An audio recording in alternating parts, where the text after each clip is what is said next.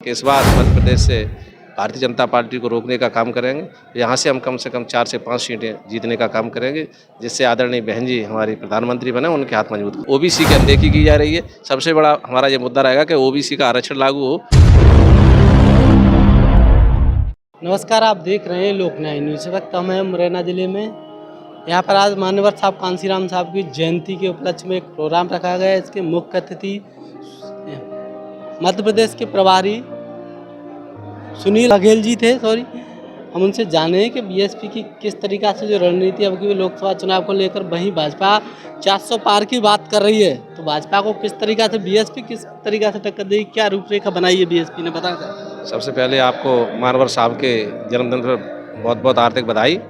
और हम मानवर साहब के जन्मदिन पर हमारे सभी कार्यकर्ताओं ने, प्रदेशवासियों ने ये संकल्प लिया है कि इस बार मध्य प्रदेश से भारतीय जनता पार्टी को रोकने का काम करेंगे। यहाँ से हम कम 4 से 5 सीटें जीतने का काम करेंगे, जिससे आदरणीय बहन जी हमारी प्रधानमंत्री बने, उनके हाथ मजबूत काम करेंगे। मतलब 4 से 5 सीटें मध्य प्रदेश में लाने की बात हो रही है, लेकिन किन मुद्दों को लेकर आप चुनाव में उतरेंगे? सबसे एक ओबीसी का बहुत बड़ा मुद्दा है। लंबे समय से जो ओबीसी का पिछड़े वर्ग का जो आरक्षण है, इस केंद्र से 27% आरक्षण मिला हुआ, या इस मध्य प्रदेश के अंदर लंबे समय से ओबीसी के मुख्यमंत्री होने के बाद आज युवाओं की ओबीसी की अनदेखी की जा रही है। सबसे बड़ा हमारा ये मुद्दा रहेगा कि ओबीसी का आरक्षण लागू हो, और जो तमाम प्रकार ओबीसी के लिए जो छात्रवृत्ति है, वो छात्रवृत्ति को इन्होंने देने का काम नहीं किया।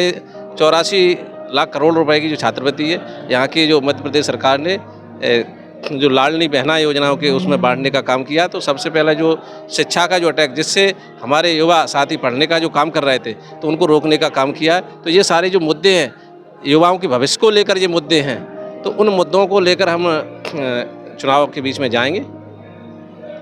वहीं जो बीएसपी की विचारधारा थी 1585 वाली, ओबीसी वाली, एससी वाली, मान्यवर साहब तथागत बुद्ध से लेकर कांसीराम तक की जो विचारधारा थी, उसी को कांग्रेस लेके चल रही है। अब राहुल गांधी अपनी भारत जोड़ो यात्रा में जगह जगह जाकर बोल रहा है कि हम ओबीसी की जातिगत जनगणना कराएंगे।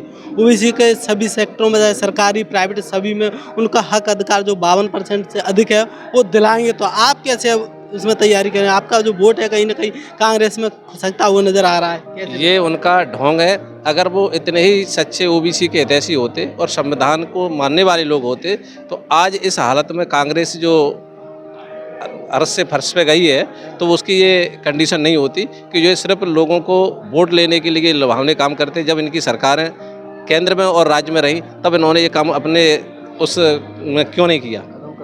कदम कदम पर इनका विरोध किया। मानवर बाबा साहब को विश्व रत्न देने का काम कांग्रेस ने नहीं किया, बहुजन समाज पार्टी ने देने का काम किया। तो ये तो सिर्फ पॉपुलर लेके आते हैं, और ये झूठे लोग हैं। जो सच्चे मायने में अगर बहुजन समाज पार्टी होगी, तभी ओबीसी और एससी का हित होगा। इनका ऐसा कहना है कि बहुजन समाज पार्टी मध्य प्रदेश में भी कम से कम 4 से 5 सीटें लोकसभा की लेके आने वाली हो। जो कांग्रेस वहीं ओबीसी की बात कर रही है, 1585 की बात कर रही है, वो सब दिखावा कर रही है। असली काम जो बीएसपी का है, बीएसपी की विचारधारा है, बीएसपी काम करेगी। सभी एक्टिंग करते हैं, लेकिन असली काम बीएसपी करेगी, ऐसा है कि प्रभारी जी का मानना है। तो इसी तरह खबरों देखने के लिए बन रही कैमरा पर्सन के साथ वीडियो रिपोर्टर लोक न्याय न्यूज़ में।